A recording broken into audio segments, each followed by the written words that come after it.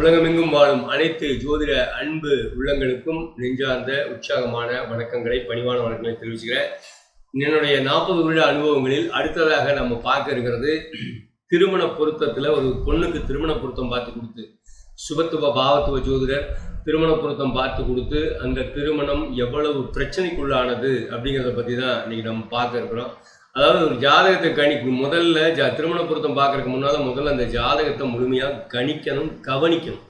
இது எதுவும் இல்லாமல் குரு பார்க்குறார், சனி பார்க்குறார், புதன் பார்க்குறார், சுக்கிரன் பார்க்குறார், சந்திரன் பார்க்குறார், சூரியன் பார்க்குறான்னு சொல்லிட்டு பொத்தாம் பொதுவாக பார்த்துக்கிட்டு பேசிக்கிட்டு இருக்கக்கூடாது. முதல்ல பாரம்பரிய ஜோதிடம் முழுமையாக கற்றிருந்தால் தான் முதல்ல அந்த ஜாதகத்தை பாரம்பரிய ஜோதிடத்தை பார்த்தா ரொம்ப ஈஸியாக சொல்லலாம். அந்த வகையில் ஒரு திருமண பொருத்தம் பார்த்து கொடுத்து, பிரபல ஜோதிடர்கள் திருமண பொருத்தம், விளம்பர ஜோதிடர்கள் திருமண பொருத்தம் பார்த்து கொடுத்து கணவன் தற்கொலை செய்து கொண்ட ஒரு ஜாதகத்தை தான் நம்ம இன்னைக்கு பார்க்க இருக்கிறோம். என்னுடைய 40 வருட அனுபவ பதிவுகளில் இது ஒரு மிக முக்கியமான ஒரு பதிவாக இருக்கும். பாருங்க இப்போ பார்க்க இருக்கிறது ரேஷ்மாங்கிற ஒரு பொண்ணோட ஜாதகம். அவங்களுடைய பேர் போட்டு அவங்க அப்பா அம்மா பேர் போட்டு எடுத்துட்டேன். அவங்களே சொல்லிட்டாங்க அப்பா அம்மா பேர் வேண்டாம் அப்படின்னு சொல்லிட்டு அவங்க அனுமதியோட தான் இந்த ஜாதகத்தை தெரியுறேன். ஏன்னா எந்த ஜாதகமாக இருந்தாலும் அவங்க அனுமதி இல்லாமல் எந்த ஜாதகத்தையுமே நான் போடுறதில்லை. ஏன்னா என்னுடைய 40 வருட ஜோதிட அனுபவ பதிவுகள் தான் இங்கே இருக்குது. ஏன்னா இது பிற்கால அடுத்து வரக்கூடியவங்களுக்கு எல்லாத்துக்குமே ரொம்ப உபயோகமாக இருக்கணும். ஏன்னா அனுபவமே மிகச்சிறந்த ஆசான் அப்படிங்கிற அடிப்படையில் என்னுடைய 40 வருட அனுபவங்களை உங்களுக்கு கொடுத்துட்டு போகிறேன். இப்போ பார்த்தீங்கன்னா ரேஷ்மாவுக்கு 30 வருஷம் 2 மாதம் ஆச்சு. வயசு இப்போ 31 வயசு ஆரம்பிச்சிருச்சு. தேய்பிரை பிரதமையில் மனுஷ நட்சத்திரம் 3ஆம் பாதத்தில் விருச்சிக ராசியில் விருச்சிக லக்கணத்தில் வரிகை யோகத்தில் கௌரவ கரணத்தில் பிறந்த பொண்ணு. இப்போ இவங்க ஜாதகத்தில் பாருங்களேன், லக்கணம் இது விருச்சிக லக்கணம். லக்கணத்தில் குரு பகவான் வக்கரகதியில் சந்திரனோட நீசம் பெற்ற சந்திரனோட சேர்க்கையாகிறார். இப்போ இந்த குருவுடைய பார்வை 5ஆம் பார்வை லக்கணத்துக்கு 5ஆம் இடத்துக்கும், குரு சந்திரனுடைய பார்வை 7ஆம் பார்வை 7ஆம் இடமான ரிஷபத்துக்கும், அதாவது சூரியன் புதன் அந்தத்தில் இருக்கிறாங்க அவங்களுக்கும் விழுகுது. குரு சந்திரனுடைய சுப பார்வை. அதாவது இந்த பாவத்துவம் சுபத்துவம்னு சொல்லிட்டு இருக்காங்க. அந்த சுபத்துவம் அப்படிங்கிறத ஏன்னா அந்த அடிப்படையில் தான் இங்கே நிறைய பிரச்சனைகள், நிறைய பேர்த்தோடைய பிரச்சனைகள் தீர்க்க வேண்டிய கடமைக்கு நம்ம ஜோதிடர்கள் அனைவரும் வந்துட்டோம். ஏன்னா முதல்ல அந்த தவளை ஜோதிடத்தை முதல்ல மாற்றி ஆகணும். தவளை ஜோதிடர்கிட்ட போய் மக்கள் ஏமாறுறாங்க. அது முதல்ல அதுலேருந்து நீங்கள் விழிப்புணர்வு வரணுங்கிறதுக்காக தான் இந்த விழிப்புணர்வு பதிவு. அடுத்தது இது முழுக்க அந்த சுபத்துவ பாவத்துவ ஜோதிடர் பார்த்த ஜாதகங்கள்லாம் இது. ஏன்னா நான் எந்த ஒரு ஜாதகமாக இருந்தாலும் யார் இதுக்கு முன்னால் பார்த்தது, இந்த பிரச்சனைக்கு காரணம் யாருன்னு டைப் பண்ணி அது முதல்ல அந்த சாஃப்ட்வேர்லேயே நாங்கள் ஃபிக்ஸ் பண்ணிடுவோம். அந்த வகையில் தான் அவங்க ஃபிக்ஸ் பண்ணது அவங்க ஃபோன் நம்பர்லேருந்து எல்லாமே கம்ப்ளீட்டாக ஆட் பண்ணி வச்சுருக்கோம். பாருங்க இந்த பிரச்சனைக்கு என்ன காரணம்னு. 7ஆம் இடத்துல சூரியன் புதனை குருவும் சந்திரனும் பார்க்குறாங்க, சுப பார்வை பார்க்குறாங்க. அதனால 7ஆம் இடம் புனிதமாயிடுச்சு. அடுத்தது குருவனுடைய 9ஆம் பார்வை பாருங்க, லக்கணத்துக்கு 9ஆம் இடத்துக்கு கடகத்துக்கு விழுகுது. பாருங்க இதெல்லாம். அப்புறம் சனியினுடைய பாவ பார்வை 3ஆம் பார்வை 6ஆம் இடத்துக்கு, சனியினுடைய அசுப பார்வை ஆட்சி பெற்ற அசுப பார்வை 3ஆம் இடத்துக்கு, அதாவது அவருடைய 3ஆம் பார்வை லக்கணத்துக்கு 6ஆம் இடத்துக்கு. அடுத்தது 7ஆம் பார்வை லக்கணத்துக்கு 10ஆம் இடத்துக்கு. செவ்வாய் 10ல் இருந்துன்னா திக்பலம்னு சொல்லுவோம். செவ்வாய் சூரியனா 10ஆம் இடத்துல இருந்தால் வேதிக் அஸ்ட்ராலஜியில் திக்பலம் பெற்றுன்னு அர்த்தம். இப்போ செவ்வாய் திக்பலம் பெற்றிருக்காரு. இப்போ திக்பலம் பெற்ற சனி இந்த திக்பலம் பெற்ற செவ்வாயை சனியினுடைய 7ஆம் பார்வை பார்க்குது.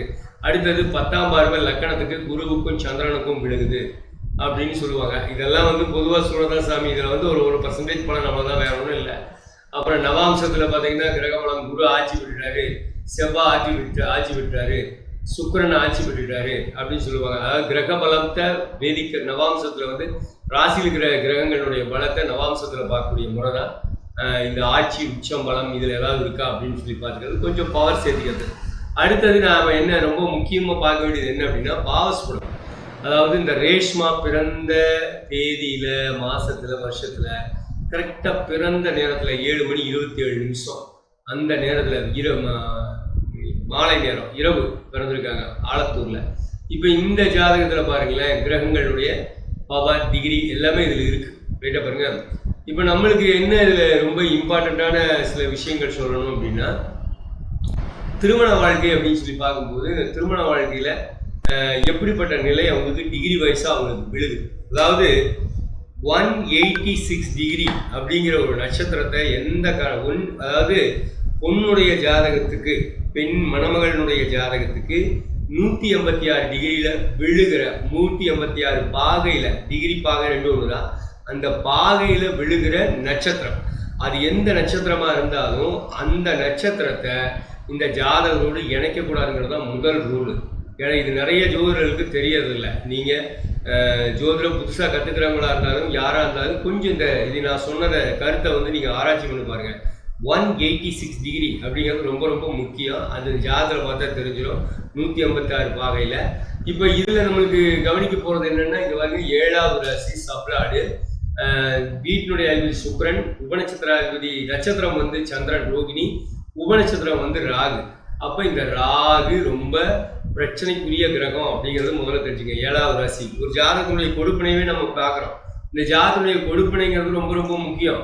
இந்த ஜாதகத்துடைய கொடுப்பினை தெரியாமல் நாம ஜாதக பலன்களுக்கு போகிறது அவ்வளோ சிறப்பானதாக அமையாது. ஜாதகனுடைய கொடுப்பினை எப்படி இருக்குது, அவங்களுக்கு வாழ்க்கை எப்படி இருக்குது அப்படின்னு பார்க்கணும். ஒரு ஜாதகத்தை திருமணத்தை பொறுத்து எடுத்தீங்கன்னாவே, திருமண பொருத்தத்துக்கு எடுத்தால் முதல்ல அந்த ஜாதகத்துக்கு ஆயுள் பலம், ஜாதகனுடைய ஆயுள் பலம், அவங்களுடைய திருமண வாழ்க்கை, கணவனுக்கு ஆயுள் பலம் தீர்க்கமா தீர்க்கம் இல்லையா, ஒரு பெண்ணுடைய ஜாதகம்னா கணவனுக்கு ஆயுள் பலம் தீர்க்கமா தீர்க்கம் இல்லையா அப்படிங்கிறதையெல்லாம் நீங்கள் பார்க்கணும். குழந்தை பாக்கியம், பொருளாதார நிலை, உடல்நலம், இதெல்லாமே கண்டிப்பாக பார்க்கணும். ஏதாவது நோய் நொடி வந்துருமா இதெல்லாம் கண்டிப்பாக பார்க்கணும். ஒரு பெண் மணமகளுடைய ஜாதகம்னா கண்டிப்பாக அந்த மணமகளுடைய ஜாதகத்தில் நோய்கள் உடல்நலம் சார்ந்த தொந்தரவு இருக்கா இதெல்லாம் பார்த்து தான் தெளிவாக பார்த்து சேர்த்தணும். இப்போ இந்த ஜாதகத்தில் ஒவ்வொரு கிரகங்கள் இருக்கக்கூடிய நட்சத்திரங்கள் எல்லாம் இதுல ஆல்ரெடி இதில் தெளிவாக கொடுக்கப்பட்டிருக்கு. ரைட்டா பாருங்க. அப்போ நான் என்ன சொல்லியிருக்கேன், இந்த ராகு வந்து இந்த ஜாதகம் கொஞ்சம் தொந்தரவான கிரகம். இந்த ராகு வந்து சுவாதி நட்சத்திரத்திலே இருக்காரு அப்படிங்கிறது நமக்கு நல்லா தெரியும். ஏன்னா ராகு வந்து 12வது வீட்டில் இருக்காரு, அவர் வந்து சுவாதி நட்சத்திரத்திலே இருக்காரு அப்படிங்கிறது நம்மளுக்கு நல்லா அழகாக தெரியும். 12வது ராசியோட, அதாவது 7ஆம் பாவகம், 7வது ராசி, திருமண வாழ்க்கை குறிப்பிடக்கூடிய அந்த 7வது ராசிங்கிறது, 7ஆம் பாவகம் அப்படிங்கிறது ராகுவனுடைய உபநட்சத்திரத்தில் விழுகுது. அந்த ராகு உபநட்சத்திராதிபதி ராகு இந்த லக்கணத்துக்கு, அதாவது இந்த விருச்சிக லக்கணத்துக்கு 12வது வீட்டில் இருக்கார், விரய ஸ்தானத்தில் இருக்கார். அப்போ இது வேதிக் அஸ்ட்ராலஜியே ரொம்ப அழகாக தெரிஞ்சிடும். என்ன தெரியும் அப்படின்னா, இவங்களுக்கு திருமண வாழ்க்கை நிலைக்காதுங்கிறது அழகாக சொல்லிடுவாங்க. வேதிக் பாரம்பரிய ஜோதிடர்கள் ரொம்ப அழகாக சொல்லிடுவாங்க. இன்னும் கேபி படிச்சுட்டா இன்னும் ரொம்ப ஈஸியாக சொல்லிடுவாங்க, இன்னும் ரொம்ப துல்லியமாக சொல்லிடலாம். இப்போ இந்த கிரகங்களை எல்லாம் டிகிரி வயசில் நம்ம பிரித்து கொண்டு வந்தோம், இப்படி பாவ தொடர்புலாம் கொண்டு வந்தோம். இப்போ இதில் பார்த்தீங்கன்னாவே தெரியும், சூரியன் சுயசாரம், இந்த அம்மா வந்து கவர்மெண்ட் அரசாங்க உத்தியோகம், அரசாங்க வேலை இருக்கிறாங்க, அதெல்லாம் எடுத்துகிட்டே பட்டு சொல்லிடலாம். ரைட்டா பாருங்க. சந்திரன் நல்லா இருக்கு, ஆனால் செவ்வாய் வந்து வலுவாக கெட்டு கிடக்குது, வலுவான கிரகம் கெட்டு கிடக்குது. ஏன்னா 2, 6, 10, 12வது ராசி தொடர்பு கொடுத்து பாதிக்கப்பட்டு கெட்டு கிடக்குது. அடுத்து புதன் பார்த்தீங்கன்னா, புதனும் 6, 9, 12வது ராசி தொடர்பு கொண்டு அதுவும் கெட்டு கிடக்குது. குரு ரொம்ப நல்லா இருக்கு. சுக்கிரன் பாருங்க, சுக்கிரன் பரவாயில்ல. சனி நல்ல கிரகம். ராகு கெட்டு கிடக்குது, கேது கெட்டு கிடக்குது. ராகு கெட்டு கிடக்குது, கேது கெட்டு கிடக்குது, நல்லாவே தெரிஞ்சிடும். ரைட்டா பாருங்க. இது என்னன்னா, இந்த 7ஆம் பாவம், நான் ஏற்கனவே சொன்னேன் இல்லையா, 7ஆம் பாவத்தை இயக்கிறவன் ராகுன்னு. இங்கே பாருங்க, இதுதான் 7ஆம் பாவம். இது வந்து பாவ தொடர்புகள் அப்படிங்கிற விதி. இந்த விதியில் என்ன விதிக்கப்பட்டிருக்குதோ அதுதான் நடக்கும். இந்த 7ஆம் பாவம் என்ன விதிக்கப்பட்டிருக்கு பாருங்க. 7ஆம் பாவ உபநட்சத்திராதிபதி ராகு, அவர் ராகுவின் நட்சத்திரத்தில், சனியினுடைய உபநட்சத்திரத்தில் தொடர்புகள் 2, 8வது ராசி தொடர்பு பாருங்க. ஆக இந்த ஜாதகத்தை என்னுடைய மாணவர்கள் அத்தனை பேர் ரொம்ப ஈஸியாக சொல்லுவாங்க. 7ஆம் பாவகம், 7வது ராசி, 7ஆம் பாவம் 2, 8வது ராசியை தொடர்பு கொண்டா வாழ்க்கை துணை மரணம் அப்படிங்கிறத ரொம்ப ஈஸியாக சொல்லியிருப்பாங்க, ரொம்ப தெளிவாக. நானே இதுக்கு முன்னால் பல வீடியோவில், நான் கிளாஸ் எடுக்கிற வீடியோவில் நான் தெளிவாக காமிச்சிருப்பேன். இதனால தான் இந்த சம்பவம் நடக்குது, இது அவங்களுடைய விதி. அதாவது இந்த பாவ தொடர்புகள் அப்படின்னு இங்கே நான் காமிக்கிறது எல்லாமே வந்து அந்த ஜாதகருடைய விதி. அந்த விதியில் என்ன விதிக்கப்பட்டிருக்கோ அதை அவங்க அனுபவிச்சே ஆவாங்க. எப்போ அனுபவிப்பாங்க, அதுக்கு உண்டான தசாபுத்திகள் வரும்போது அனுபவிப்பாங்க அப்படிங்கிறத உண்மை. சரியா பாருங்க. அதுக்கு உண்டான தசாபுத்திகள் வரணும். அந்த தசாபுத்திகள் வந்ததுன்னா இந்த சம்பவங்கள் நடந்தே தீரும். சரியா பாருங்க. ஒரு பாதிக்கப்பட்ட கிரகத்தினுடைய தசாபுத்தி நடக்கும்போது, ஒரு கெட்டு கிடக்கிற கிரகத்தினுடைய தசாபுத்தி நடக்கும்போது, தசாபுத்தி நடக்கும்போது அந்த காரியம் கட்டாயம் நடந்தே தீரும் அப்படிங்கிறதா. இது நீங்கள் ஜாதகம், இது வந்து நீங்கள் இங்கே வந்து இப்போ வந்து பார்க்கும்போது 30 வயசுல வந்து பார்க்கும்போது தான் தெரியுங்கிறது இல்லை. நீங்கள் இந்த ஜாதகம் பிறந்த ஜாதகமாக இருந்தாலும் சரி, அதை பார்த்தா அந்த ஜாதகம் இந்தந்த விதி தான் நடக்கும், இந்த ஜாதகம் இதெல்லாம் அனுபவிக்க போகிறாங்க அப்படிங்கிறது ஒரு பிறந்த குழந்தையுடைய ஜாதகத்தை எடுத்தால் கூட ஈஸியாக நம்மளுக்கு தெரிஞ்சு வரும். அந்த குழந்தை வந்து எதிர்காலத்தில் இதெல்லாம் அனுபவிக்கும் அப்படின்னு. ஏன்னா இங்கே இது வந்து ரிஜிஸ்டர், இந்த பாவ தொடர்புகள் அப்படிங்கிற ஒரு பக்கம் வந்து ரிஜிஸ்டர், அதாவது தலையில் வச்ச ஒரு சீல் மாதிரி, தலையெழுத்துன்னு சொல்கிறோம்ல, அந்த தலையெழுத்து தான் இது. அப்போ அந்த தலையெழுத்துலேயே என்ன அப்படின்னா, 7வது ராசி 2, 8வது ராசி தொடர்புனால வாழ்க்கை துணை மரணம். ரைட்டா பாருங்க. தீர்க்க சுமங்கலி யோகம் இல்லாத ஜாதகம் அப்படிங்கிறது ரிஜிஸ்டர் ஆயிடுது. அது கல்யாணம் முடிஞ்சு எப்போ நடக்கும் அப்படின்னா அதுக்குள்ள தசாபதி வரும்போது கட்டாயம் நடக்கும் அப்படிங்கிறது தான். இதெல்லாம் ஏற்கனவே ஈஸியாக பார்த்து தெரிஞ்சுக்கிட்டது. இப்போ இந்த ஜாதகத்துக்கு நான் பார்க்கும்போது இவங்க கணவர் இருக்கார், ஆனால் நான் விவரம் சொல்லிட்டேன், இந்த மாதிரி நடக்க போகுது அப்படின்னு. இந்த மாதிரி நடக்க போது கவனமாக இருங்க, அதுக்கு தகுந்த மாதிரி வழிபாடு பரிகாரங்கள், கடவுளுடைய வழிபாடுகள் இதெல்லாம் செய்யுங்க, இறைவனுடைய வழிபாடுகள் இதெல்லாம் செய்யுங்க அப்படின்னு சொன்னேன். ரைட்டா பாருங்க. அவங்க அதை அசால்ட்டாக எடுத்துக்கிட்டாங்க, அவங்க பெருசாக கேட்கல. இன்னைக்கு அழுதுட்டு நிற்கிறாங்க, நீங்கள் சொன்ன மாதிரி நடந்துருச்சு அப்படின்னு. அது காரணம் என்னன்னா, இந்த சுபத்துவ பாவத்துவம் இந்த மாதிரிலாம் பார்த்து பெரிய பெரிய ஜோசியர் விளம்பர ஜோதிடர்களால் இந்த குழந்தையுடைய வாழ்க்கை இப்படி வீணாக போகுது அப்படிங்கிறது தான். இது எனக்கு ரொம்ப வருத்தமாக இருக்குது. இந்த வருத்தத்தை, என்னுடைய 40 அனுபவத்தை, என்னுடைய வருத்தத்தை இந்த இடத்துல பதிவு பண்ணுறேன். நல்ல ஜோதிடர்கள், நல்ல தரமான ஜோதிடர்கள் உருவாக்கப்பட வேண்டும். அதாவது இப்போ சொல்லுவாங்க ஹைப்ரூட் அப்படிங்குவாங்க. இந்த மாதிரி ஹைப்ரூட் ஜோதிடர்கள் நிறைய ஆகிட்டாங்க. ரியாலிட்டியான ஜோதிடர்கள் இல்லாமல் இப்போ ஹைப்ரூட் ஜோதிடர்கள் தான் இந்த சுபத்துவ பாவம், இந்த கணக்கு போகிற கஷ்டப்படுறது, ஜோதிடத்தை ரொம்ப ஆழமாக போய் உள்ள கிரகங்கள், கிரக தொடர்புகள், கிரகங்களுடைய காரகத்துவங்கள், பாவங்களுடைய காரகத்துவங்கள் இதெல்லாம் எதுவுமே படிக்காமல் பொதுவாக பார்க்குற ஜோசியார் நிறைய என்னென்ன பிராய்லர் கோழி ஜோதிடர்கள் நிறைய ஆகிட்டாங்க. தவளை ஜோதிடர்கள்ங்கிற பிராய்லர் கோழி ஜோதிடர்கள். அதாவது எதுவுமே ஈஸியாக உள்ளுக்குள்ளே போயிடணும், அதை முழுசாக தெரிஞ்சுக்கக்கூடாது அப்படின்னு நினைக்கிறதுனால தான் இந்த மாதிரி மக்கள் பாதிக்கப்படுறாங்க அப்படிங்கிறத இந்த இடத்துல பதிவு பண்ணுறோம். பாருங்கள், இப்போ கரெக்டாக கேது திசை ஆரம்பித்து எப்போ கேது திசை ஆரம்பிச்சு பாருங்க. கேது ஜாதகத்தில் முதல்ல கெட்டு கிடக்கிறாரு. கேதுவோட நட்சத்திரம் 2, 8, 10ஆம் ராசிக்கு கேது கெட்டு கிடக்கிறாரு. இங்கே பாருங்க, கேது திசை ஆரம்பிச்சது 2020 கேது திசை ஆரம்பிச்சது. இப்போ கேது திசையில் இப்போ குரு புத்தி நடக்குது. 10/12/2024 16/11/2025 வரைக்கும் குரு புத்தி நடக்குது. ரைட்டா பாருங்க. நான் என்ன சொன்னேன், இந்த கேது திசையில் இந்த ராகு புத்தி 23/11/2023 10/12/2024 வரைக்கும் உங்கள் வாழ்க்கை துணைக்கு மோசமான காலகட்டம் அப்படிங்கிறது குறிகாட்டியிருந்தேன். ரைட்டா பாருங்க. ஏன்னா அவருக்கு தொந்தரவுகள், அவர் நல்லா இருக்க முடியாது, உங்கள் ஜாதகத்தினால அவருக்கு தொந்தரவு வரும் அப்படிங்கிறத விவரமாக காமிச்சிருந்தேன், தெளிவாக சொல்லியிருந்தேன். அதே போல் அவர் பார்த்தீங்கன்னா 4/7/2024 கரெக்டாக பாருங்க, கேதுவோட அந்தரத்தில் ராகுவோட, அதாவது கேது திசையில் ராகுவோட புத்தியில் கேதுவோட அந்தரத்தில் கேதுவோட சூட்சமத்தில் 4/7/2024 அவர் சூசைட் பண்ணிட்டார். சூசைட் பண்ணி இறந்துட்டார். அப்போது இந்த மாதிரி வாழ்க்கை துணை இழக்கிறாங்க அவங்க. இப்போ திருமண வாழ்க்கை வீணாக போச்சு இல்லை, நல்ல பெரிய இடத்துல, நல்ல இடம், நல்ல வசதி வாய்ப்பான இடம். அவங்க என்ன பண்ணிட்டாங்க, நல்ல பெரிய ஒரே ஒரு பொண்ணு, நிறைய பெரிய ஜோசியர்கிட்ட பொருத்தம் பார்த்து தான் அவங்க கல்யாணம் பண்ணி வச்சாங்க. இப்போ என்ன போச்சு, வாழ்க்கை கேள்விக்குறி ஆயிடுச்சு. ஏன் கேள்விக்குறி ஆகுது? அப்போ அந்த ஜாதகத்தில் இது சரி, இந்த மாதிரி ஒரு பிரச்சனையாக இருக்குது. இப்போ வாழ்க்கை துணை இறந்துருவாங்க அப்படிங்கிற ஜாதகத்தை எடுத்தோன்னே ஈஸியாக சொல்லிடலாம். உதாரணமாக ஒரு நாடியில் கூட ரொம்ப அழகாக சொல்லுவாங்க, 7ஆம் இடத்தில் சூரிய பகவான் புதனோடு இணைந்திருந்தார். 7ஆம் இடத்தில் சூரிய பகவான் புதனோடு இணைந்திருந்தார் ரொம்ப அழகாக சொல்லுவாங்க. அதுக்குள்ள என்னன்னா பாவக வித்தியாசம் நல்லா நாடி ஜோதிடத்தில் கூட சொல்ல ஈஸியாக சொல்லலாம். 7ஆம் இடத்தில், அதே பாரம்பரிய ஜோதிடத்துலையும் ஈஸியாக சொல்லலாம். பாவக வித்தியாசம், 7ஆம் இடத்தில் சூரியனும் புதனும் இருக்க, லக்னத்திற்கு 7ஆம் இடத்தில் சூரியனும் புதனும் இருக்க, பாவக வித்தியாசத்தில் இருவரும் பாவக மாறுதல் நடைபெற்றிருந்தால் வாழ்க்கை துணை இழந்துருவாங்க அப்படின்னு சொல்லி ஈஸியாக பாரம்பரிய ஜோதிடத்துலையும் நாடி ஜோதிடத்துலையும் சொல்லப்பட்டிருக்கும். கேபி அஸ்ட்ராலஜியில் அதை விட ரொம்ப துல்லியமாக அறிவுபூர்வமாக பார்த்தோன்னு நிரூபிக்கிற மாதிரி இருக்கும். இதில் பாருங்க, அந்த பாரம்பரியத்தில் சொல்லப்பட்டதுல பாருங்க, சூரியன் இருக்கிறது 7ஆவது ராசிக்கு முன்னால் 6ஆவது ராசி தான். ஆனால் இருக்கிற 7ஆவது ராசியில் தான் பாவக வித்தியாசம். சூரியன் 6ஆவது ராசியில் இருக்காரு, புதன் 7ஆவது ராசியில் இருக்காரு, 21 டிகிரியில் இருக்காரு, அவரு 0 டிகிரியில் இருக்காரு. அப்போ பாவக வித்தியாசப்படுது அப்படிங்கிறது ரொம்ப அழகாக தெரியும். இதை விட ரொம்ப முக்கியமான விஷயம் என்னன்னா, நான் உங்களுக்கு ஏற்கனவே குறிப்பிட்ட மாதிரி 7ஆம் பாவகம் விழுந்த உபநட்சத்திராதிபதி பாருங்க, ராகு, சுக்கிரன், சந்திரன், ராகு. இந்த ராகு உபநட்சத்திராதிபதி ராகு 12ஆவது ராசிக்குள்ள சிக்கிக்கிட்டார் பாருங்க. 12ஆவது ராசியில ஆக்சுவலாக பாவகத்தில் 11 இருந்தால் கூட அவர் 12ஆவது ராசியில சிக்கிட்டார் பாருங்க. ஆக இந்த கேது திசை 6ஆம் இடத்துல இருக்கக்கூடிய 6ஆம் அதிபதியாக, அதாவது 6ஆம் இடத்துல இருக்கிறாரு.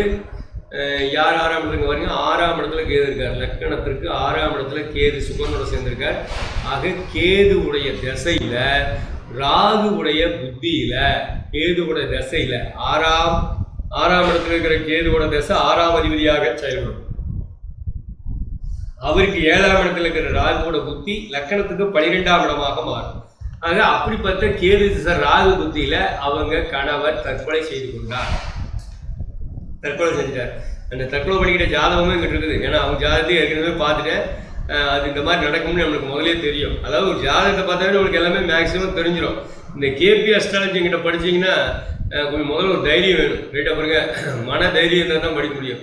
ஏன்னா ஆப்ரேஷன் பண்ணுற டாக்டருக்கு வந்து கை நடுங்கக்கூடாது. எங்கிட்ட கேபி உயர்கணித தேவசார ஜோதிடம் படிக்கிறவங்களுக்கு மனசு நடுங்கக்கூடாது. அப்படி இருந்தால் தான் தில்லா டக்கு டக்குன்னு பார்த்த ஒரு ஜாதகத்தை போட்டோன்னே டக்கு டக்குன்னு உங்களுக்கு இதுதான் நடக்கும், இப்படி தான் நடக்க போகுது, எதிர்காலம் இப்படி தான் இருக்கும் அப்படிங்கிறது ஈஸியாக தெரிஞ்சிடும். ரைட்டாக பாருங்க, நம்ம இந்த ஒரு ஜாதகர் எதுக்காக வந்திருக்கார், அவர் வாழ்க்கை இந்த உலகத்துக்கு எதுக்காக வந்திருக்கார், அந்த வாழ்க்கையில் அவர் என்னென்னலாம் சந்திக்க போகிறார், எதெல்லாம் சாதிக்க போகிறார், எந்த மாதிரியான பிரச்சனையை சந்திப்பார், எந்த மாதிரி நல்ல விஷயங்களை சந்திப்பார் அப்படிங்கிறதெல்லாம் நமக்கு பார்த்தோன்னே ஈஸியாக அழகாக டக்கு டக்குன்னு சொல்லிடலாம். இந்த ஜாதகருக்கு இப்போ வாழ்க்கை துணையை இழந்துட்டாங்க. இப்போ பாருங்களேன், இப்போ இந்த மாதிரியான ஒரு அரைகுறையான ஜோதிடர்கிட்ட போய் திருமண பொருத்தம் பார்க்கறது அப்படிங்கிறது, அதாவது ஒரு இடத்துல எந்த கிரகம் இருந்தாலும் அந்த பாவகம் என்ன டிகிரியில் விழுகுதுன்னு பார்க்கணும். இந்த பொண்ணுடைய ஜாதகத்தில் இருக்கிற இந்த கிரக நிலைகள் வந்து இப்படி இருக்கிற கிரக நிலைகள் 2 மணி நேரத்துக்கு இதே கிரக நிலை தான் உலகத்தில் பிறந்த எல்லா குழந்தைகளுக்கும், உலகத்தில் பிறந்த எல்லா குழந்தைகளுக்கும் இந்த 2 மணி நேரத்துக்கு இதே கிரக நிலை தான். ஆனால் எல்லா குழந்தைகளுக்கும் இதே மாதிரி வாழ்க்கை துணை இறந்துருவாரா? யோசிச்சு பாருங்க, கிடையாது. ஏன்னா இந்த இடத்துல பர்டிகுலர் இந்த ஏரியாவில், எந்த ஏரியா பாருங்க, பர்டிகுலர் இந்த இடம் ஆலத்தூர்ல, அந்த ஆலத்தூர்ல பாருங்க ரேகாம்சம் எத்தனை டிகிரியில் இருக்குது, அச்சாம்சம் எத்தனை டிகிரியில் இருக்குது, அயனாம்சம் எத்தனை டிகிரியில் இருக்குது, அந்த டிகிரிக்கு தகுந்த மாதிரி தான் பாவ தொடர்புகள் மாற்றத்தை கொடுக்கும். இந்த சப்ளாடி உபநட்சத்திரம் எல்லாமே மாறும். புரியுதா பாருங்க, உலகத்துல எத்தனையோ குழந்தைகள் பிறந்திருக்கும், ஆனா அத்தனை குழந்தைகளுக்கும் கிரக நிலை இப்படியே தான் இருக்கும். சேம் இதே கிரக நிலை தான், அதே தேதியில 2 மணி நேரத்துக்கு பிறந்த குழந்தைகளுக்கு எல்லாத்துக்கும் இதே மாதிரி தான் இருக்கும், இதே டிகிரி. இதுல சுபத்துவம் பாவத்துவம் சொல்லிட்டு மக்களை ஏமாத்திட்டு இருக்கிறது எந்த வகையில, எவ்வளவு ஒரு முட்டாள்தனம், எவ்வளவு ஒரு அறியாமை. ரைட்டா பாருங்க, மக்களை கொஞ்சம் யோசிங்க. ஏதோ வாய்க்கு வந்தது எல்லாரும் நல்லா இருப்பீங்க, எல்லாம் நல்லா இருப்பீங்க அப்படின்னு சொன்னா ஏதோ எல்லாம் நல்லா இருப்பீங்கன்னு சொல்லிட்டு மக்களை ஏமாத்துறாங்க. அதெல்லாம் வேணாம். உண்மையான ஜோதிடத்தை கற்றுக்கிட்டு உண்மையாக ஜோதிட பலன் சொல்லலாம், மனசாட்சியோட உண்மையை சொல்லணும். முழுசாக இதை முதல்ல கற்றுக்கணும்னா ரொம்ப சாதாரணமான விஷயமெல்லாம் இல்லை. சும்மா எல்லாரும் ஜோசியர் ஆக முடியாது. அதுக்குன்னு ஆழ்ந்த அர்ப்பணிப்பு உணர்வோட முழுக்க முழுமையாக கற்றுக்கணும். ரைட்டாக பாருங்க, கிரகங்கள், வானியல் சாஸ்திரம், வானியலில் என்ன நடக்குது, எல்லா விதமான விஷயமும் தெரியணும். வானியல் சாஸ்திரம் தெரியணும். பழம்பெரும் ஜோதிட அறிஞர்கள், இதுக்கு முன்னால் நம்மளுக்கு வாழ்ந்தவங்க கொடுத்த அனுபவங்கள், இதுகளெல்லாம் முழுசாக படிக்கணும். அதை பற்றி நம்ம ஆராய்ச்சி பண்ணணும், ரிசர்ச் பண்ணணும். இந்த மாதிரி ரிசர்ச் மூலமாக தான் நீங்கள் கண்டுபிடிக்க முடியும். இப்போ நான் உங்களுக்கு கொடுத்தது ஒரு அனுபவமாக இருக்கும். 7வது ராசி 2 8வது ராசியை தொடர்பு கொண்டா, கேபி அஸ்ட்ராலஜியில் 7வது ராசி 2 8வது ராசியை தொடர்பு கொண்டா வாழ்க்கை துணை மரணங்கிறது ஈஸியாக தெரியும். அதே போல் வேதிக் அஸ்ட்ராலஜிலையும் பாரம்பரிய ஜோதிடத்தையும் நான் உங்களுக்கு அழகாக சொல்லிக் கொடுக்குறேன்.